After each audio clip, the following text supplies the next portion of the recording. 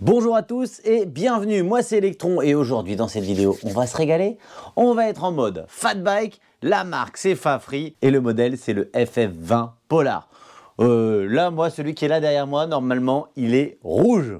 Il existe en noir, en vert, en bleu, en blanc et forcément en rouge comme celui qu'on devrait découvrir dans le carton derrière moi. Alors vous allez voir, hein, c'est un bon gros fat bike avec un moteur puissant placé dans la roue arrière. On a une batterie amovible s'il vous plaît. On a un look assez sympa. On va pouvoir monter et descendre de ce vélo très simplement parce que le cadre est bien grand ouvert. Et puis la vidéo elle va se passer comme cela. Dans un premier temps, eh bien, on va ouvrir le carton qui est là derrière moi.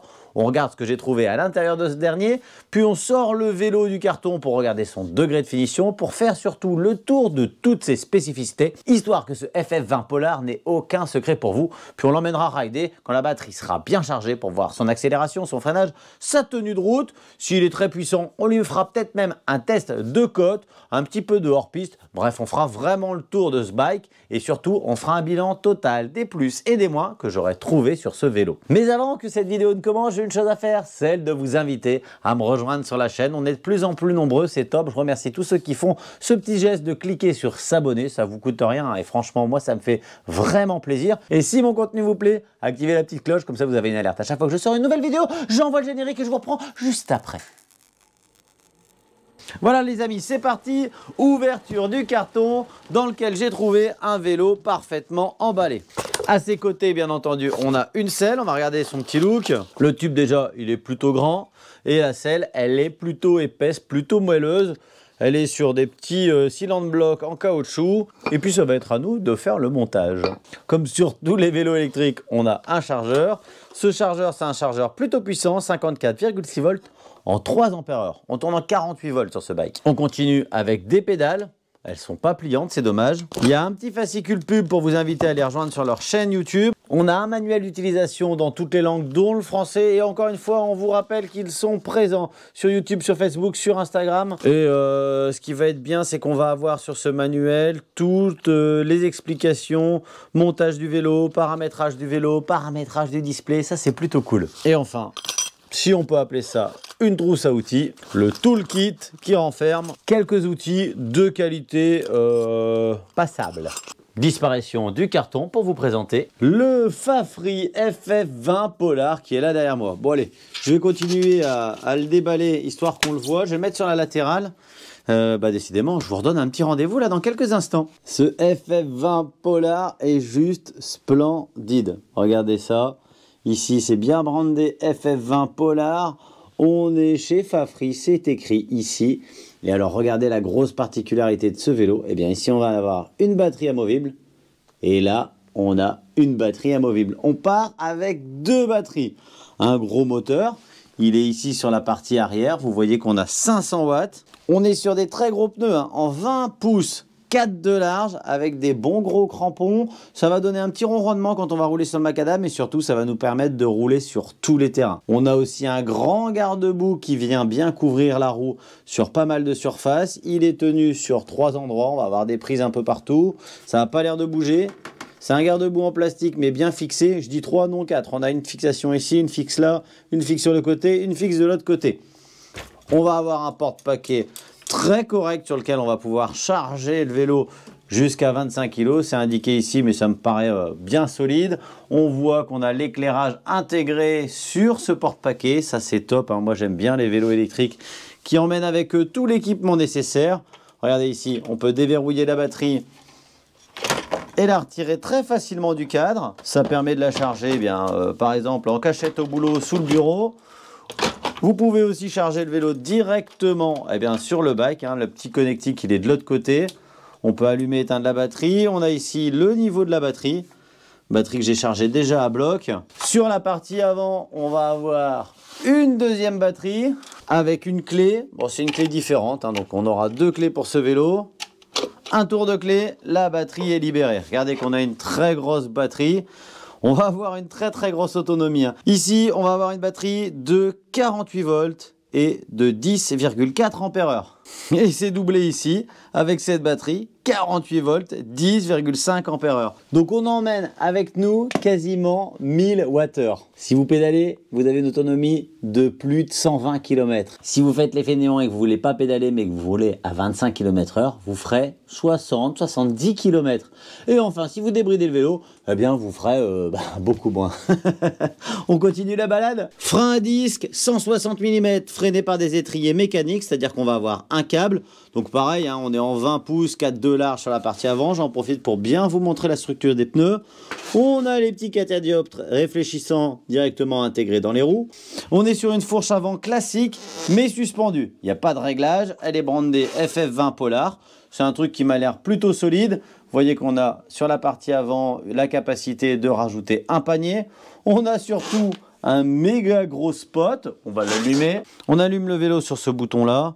Avant, j'avais ce câble-là qui n'était pas connecté. Regardez le joli display. C'est vraiment très joli. On a pas mal de couleurs, niveau de batterie, kilométrage instantané, le mode engagé et enfin le trip total ou journalier. Pour l'allumage des lumières, c'est le petit bouton qui est caché ici. On a même un petit voyant qui nous dit que la lumière est allumée. Quand je vous dis que c'est puissant, c'est très puissant. À l'arrière, c'est bien propre également. Quand on freine, on a un feu stop, c'est pas mal non plus. Quand on est sur le mode 0, on a ici, caché dans la poignée, c'est interdit, mais on a un accélérateur. Normalement, il faudra le débrancher et le retirer. Poignée très confortable, un bon caoutchouc avec un bon grip. Pareil au niveau des freins, c'est plutôt cool.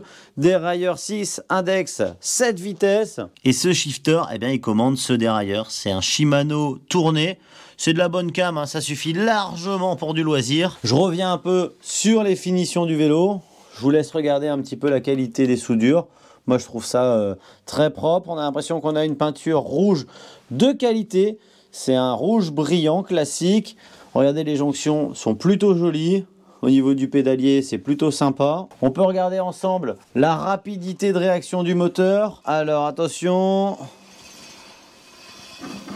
On est sur 3/4 de tour de pédale. C'est pas une réactivité très rapide. Ce n'est pas extrêmement long non plus. Ça reste correct. Ce vélo, il est capable de supporter jusqu'à 150 kg. Je vous donne la petite option débridage. C'est interdit si vous roulez avec sur route ouverte à la circulation. Si vous avez la chance d'avoir un terrain privé, regardez. Quand le vélo est allumé, je vais appuyer sur les deux boutons en même temps. Ça va me faire rentrer dans les paramètres. Grâce au bouton plus, je vais aller chercher le P8. Pour rentrer dans le P8 qui est la vitesse max, je clique ici une fois. Ça va faire clignoter le bas. Et là, on va pouvoir monter jusque 40 km/h en un clic. Pour le valider, je fais un appui long ici sur le bouton latéral. Et là, je vais avoir une Vmax en mode 5.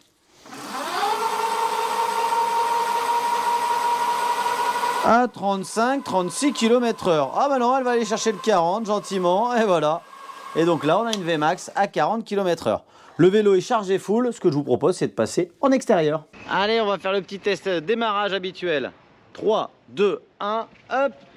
3/4 de tour de pédale, accélération du moteur. Change les vitesses comme un bourrin. Et je suis à 25 km/h. On a une accélération normale et pourtant on sent qu'on a un petit peu de couple dans le moteur. Oh, oh, oh! Il est malade lui. Oh, je crie, mais il a voulu me rentrer dedans lui là-bas. C'est dangereux de tester des vélos. Bon là, j'aurais bien aimé un petit klaxon un peu plus puissant. La sonnette, j'ai même pas eu le temps de l'activer. Clairement, j'allais vous dire, l'assise est confortable. La selle est super moelleuse. Au niveau de la fourche à l'avant, elle n'est pas réglable. Elle est ni trop souple ni trop dure. J'entends pas les câbles. J'entends pas de garde-boue arrière qui claque. Et là, je viens de prendre la petite bordure, regardez. Ouais, c'est pas mal, hein. La partie cycle est très silencieuse. Écoutez ça. Je me suis permis, même si c'est pas un VTT, de lui faire passer dans des petits chemins un peu compliqués. Clairement, il passe un peu partout, hein. Il a une bonne nervosité, il est bien maniable. Le guidon n'est ni large ni étroit, donc ça passe un peu partout. Je l'ai secoué, j'ai descendu des escaliers, j'ai fait tout avec. Et franchement, on sent que le tout est bien rigide, bien élaboré. Il n'y a pas de claquement au niveau des câbles, tout ça. Regardez, il n'y a rien qui bouge. Bon, il est lourd, c'est sûr, mais voilà, vous voyez. Moi, j'aime bien quand je maltraite un peu un truc et que ça fait pas de partout. Bref, bien élaboré, on est reparti. On a un petit ronronnement des pneus, ça j'en doutais pas. On a aussi une petite signature sonore au niveau du moteur, un petit ronronnement plutôt sympa. On va faire maintenant le test freinage. Ils m'ont l'air un petit peu souples. Attention, 3, 2, 1. Ah non, ça va, ça va, ça va. Alors combien de mètres j'ai mis? On est à 1, 2, 3 mètres, 3 mètres 10. Donc c'est clairement correct, hein, 3 mètres 10 pour arrêter un vélo. On est sur des freins, on a une petite mollesse, hein, quand on tient les poignets là, vous voyez, ça va pas faire clac, ça freine. Ça, la mollesse, elle est due au fait qu'on est sur des freins à câble. Maintenant, les étriers et les disques font carrément leur travail. Au niveau du display, on a un super rendu, un beau fini, mais en fait on a un écran très brillant, donc on va avoir beaucoup de reflets du soleil, il va falloir trouver la bonne position. Par contre, l'affichage il est vraiment très joli. Quand il n'y a pas trop de luminosité, c'est lisible et les caractères sont vraiment très gros. La petite sonnette par contre, bon, ils n'ont rien inventé de ouf. La gâchette, elle permet de rouler en mode fainéant. On a une toute petite latence au pédalage à l'allumage du moteur. Et on a aussi une petite latence à la coupure du moteur. C'est-à-dire, regardez, là si je pédale, on entend le moteur, je lâche. Voilà, on doit avoir une demi-seconde de latence pour la coupure du moteur. Côté autonomie, je reviendrai pas dessus. Côté assise, vraiment je suis assis tranquille, droit. Là j'ai mis le guidon en position basse, on peut le relever sans aucun problème. Si on est très grand, là je fais 1m73, on va regarder comment j'ai positionné la selle, ça peut être intéressant. Sachant que là je suis plutôt en mode position basse, hein, j'aurais pu relever la selle un petit peu. Donc là j'avais 10 cm où je pouvais encore descendre la selle, donc jusqu'à 1m63 il n'y aura pas de problème. Et la selle, bah, comme vous voyez, on peut la monter sans aucun souci pour avoir un vélo bien haut. Le cadre il est bien ouvert, donc ça permet de monter et descendre très facilement du bike, surtout si vous chargez un peu la mule à l'arrière. Ici au niveau du guidon, on peut le monter de 10 cm. Donc là on commence à avoir un vélo assez haut. Petite particularité de ce bike, c'est qu'il est pliable. C'est pour ça que je vous ai dit, c'est dommage, les pédales sont pas pliables elles. Donc ici, on ouvre la gâchette, on vient remiser sur le côté le guidon. Quand vous faites des manips comme ça, moi je vous conseille de toujours retirer les clés. Et après, eh bien, vous ouvrez le cadre ici, avec la sécurité. Et ça vous casse le vélo. Alors faut mettre la pédale au bon endroit. Et le vélo plié, ça donne ça. Alors c'est un gros cube. L'avantage c'est qu'on va pouvoir le mettre dans un coffre de voiture, j'allais dire assez facilement, mais on emmène déjà 2 batteries, un moteur et un beau cadre pliant, donc ça pèse son poids. Dépliage, hop, moi je vais m'aider en dépliant le guidon en premier, ensuite je l'attrape au niveau de la selle et je déplie mon vélo. Si vous avez sorti la béquille latérale, vous pouvez le poser et venir verrouiller le cadre ici. Donc assez rapidement, on peut remettre le vélo en position route. Grosse précision sur sa vitesse max, ce vélo, il vous emmène très facilement et avec un bon rythme de pédalage à 35 km/h. Et votre vitesse max avec, mais en pédalant, on va être aux alentours des 40 km/h. Pour le bilan du bike, ce que j'ai le moins aimé, c'est les reflets qu'on a sur l'écran. La sonnette, je trouve qu'elle fait pas super quali. Pour un beau vélo comme ça, c'est dommage. On aurait pu aussi avoir des freins hydrauliques et on était vraiment au top. On est au top, hein. On a quand même 2 batteries, on emmène quasiment 1000 Wh, donc ça fait partie des vélos long range, hein. Même plus que sur du long range, on a 25% à peu près de batterie en plus que ce que certaines marques appellent les longues autonomies. J'aime beaucoup le spot à l'avant surpuissant, les lumières intégrées avec feu stop à l'arrière, le fait qu'on soit sur 2 batteries, mais les 2 batteries sont amovibles. Les pneus qui adhèrent très bien à la route, frein à disque, c'est pas mal. Et les couleurs proposées et les accessoires, pour les couleurs, je vous ai donné les couleurs tout à l'heure, mais c'est quand même sympa de pouvoir choisir un petit peu la personnalisation de son bike. Le fait de pouvoir le charger avec un panier devant, de voir le porte-paquet.